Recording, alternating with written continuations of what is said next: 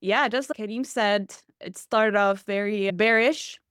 Yeah, October has always been famous to be good for Bitcoin and the longer tail of crypto assets. And it is true, we are trading close to all-time highs, but also in the stock market, the S&P 500 and NASDAQ are both up over the past month considerably.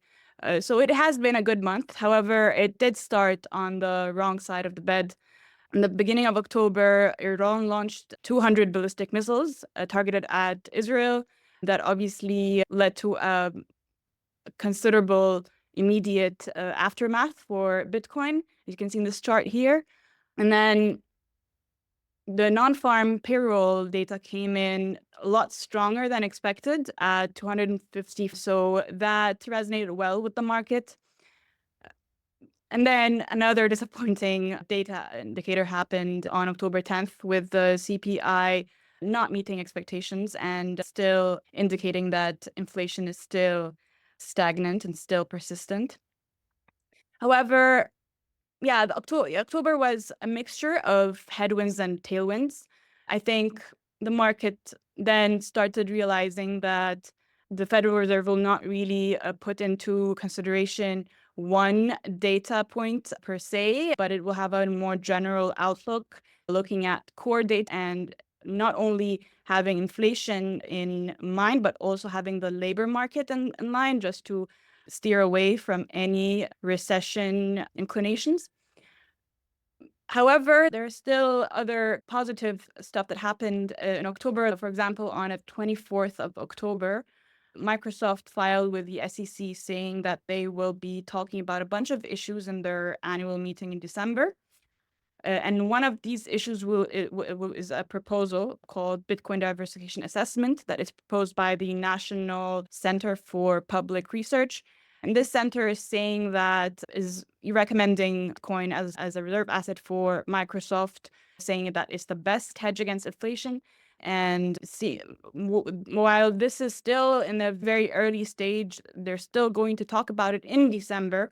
However, we can still afford to play around with the numbers. So Microsoft's total assets are, the last time I checked, were $516 billion. The National Center for Public Research recommended that at least 1% allocation of Bitcoin would resonate well with the balance sheets of Microsoft. So that's $5 billion.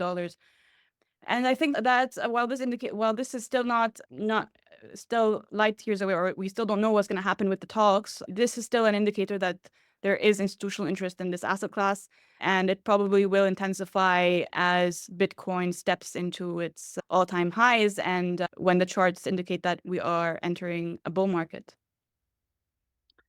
I think maybe just something else to add here. This doesn't necessarily just affect Bitcoin's price, but it gives a lot of credibility and legitimacy to the broader crypto market.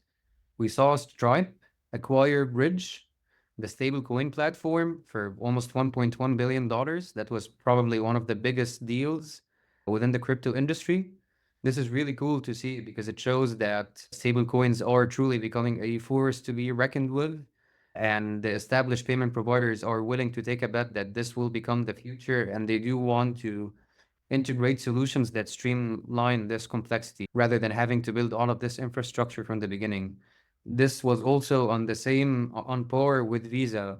Visa announcing their own tokenization platform that allows private banks to launch their own stablecoins. This is really still at a very early stage, but once again, it shows that we're not just talking about the utilization of crypto just within the ecosystem, but we're starting to see more and more real world application and utilization happening now. So exciting things to be witnessing in real time. No, I think that's a very good point. It solidifies crypto as being a legitimate asset class in places like Silicon Valley and in the venture capital circle. So it also helps in that sense. Absolutely. And I think one last thing to add to macro, just outside of stablecoins, we're also, just like the US is starting to reduce its interest rates, we're also seeing the same thing happen in China. China is a huge, it injects a lot of liquidity into the global market. So we saw that last week, China cut their interest rates by 25 basis points. And it seems like their central bank is willing to inject more and more liquidity since they are dealing with their own recessionary environment over there, which of course, much like the US's decisions are affecting crypto in a positive way,